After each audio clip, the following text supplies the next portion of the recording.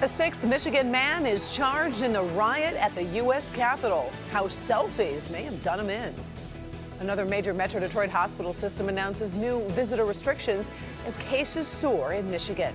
Good afternoon, Ben. Karen, good afternoon and happy Friday. We've waited weeks to see a respectable rainfall amount, and now we get another in less than 48 hours. We'll track it for the weekend coming up. Paula? How about a weekend at the theater? Don't act so surprised at your mother's actions. All free and at the touch of your fingertips. I'll show you how you can get in on the action. Local 4 News starts now with a breaking news alert. That breaking news happening in Allen Park, where police are looking for a hit-and-run driver. Police say the driver ran from the serious crash on Goddard and Reek. We have calls into police to find out how the other driver is doing and the circumstances surrounding that crash. So stay tuned for more. Our other top story this Friday afternoon, a second day of new coronavirus cases, topping 5,000 in Michigan. The state reported 5,030 new cases today, 20 more lives lost. That number of new deaths pushed the state over 16,000 total deaths since the pandemic began. Ascension has just announced no visitors will be allowed at its hospitals in Metro Detroit. There are exceptions for women in labor and people who must make medical decisions for patients and children. This afternoon, the NCAA ruled the University of Michigan men's hockey team will not be allowed to play in the tournament because of positive COVID tests. The team was supposed to play Minnesota Duluth this afternoon. Macomb County, meantime, ramping up its efforts to get more people vaccinated. A new vaccine clinic will open Monday at the Southwest Health Center. It's in the Majestic Plaza on Van Dyke Avenue, north of I-696 in Warren. The clinic works like the others you've seen. There's going to be a check-in area and a waiting area. It will be the 4th COVID-19 vaccination site in the county. The county health department says the new clinic is all about accessibility.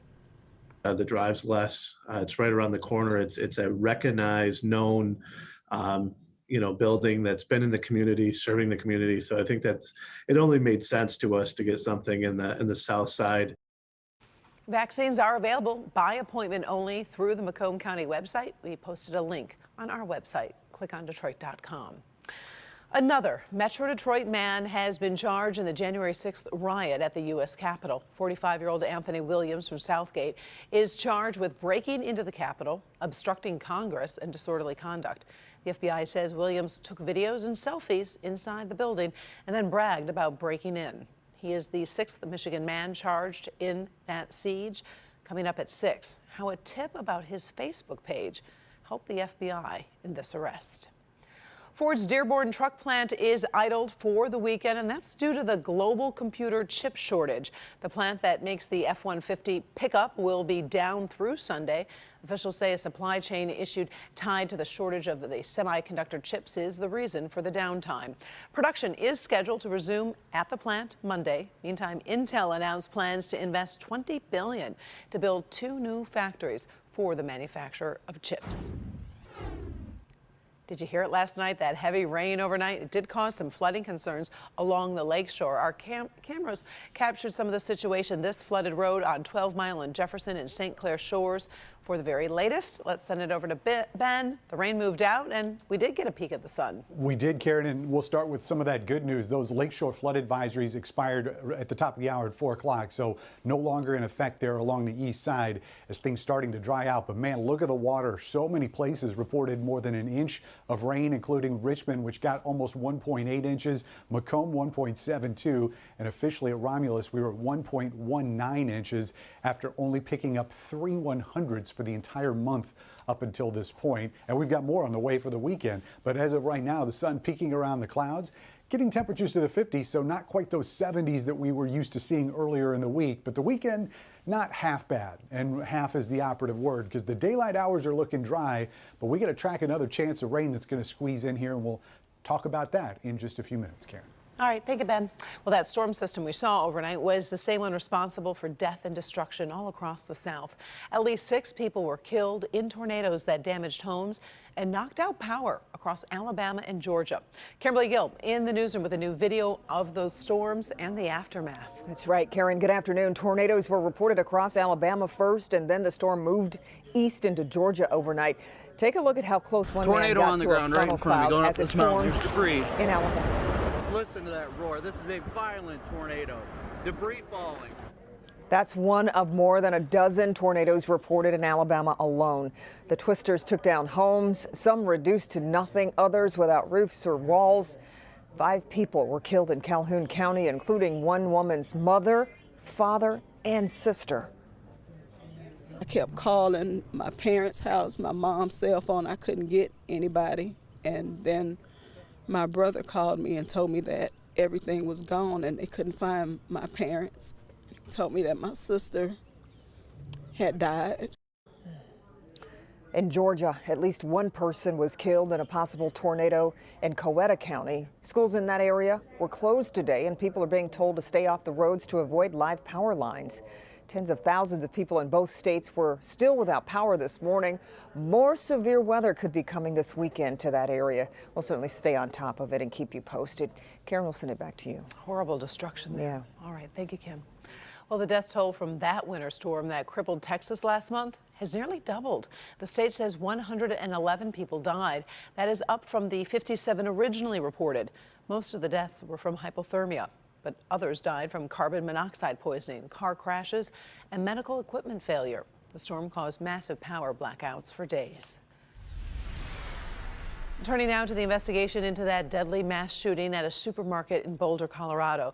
Local officials say the gun used by the 21-year-old shooter was legally purchased in Colorado. We've also learned an officer who exchanged gunfire with Ahmad Alyssa has been placed on leave, and that is per department policy.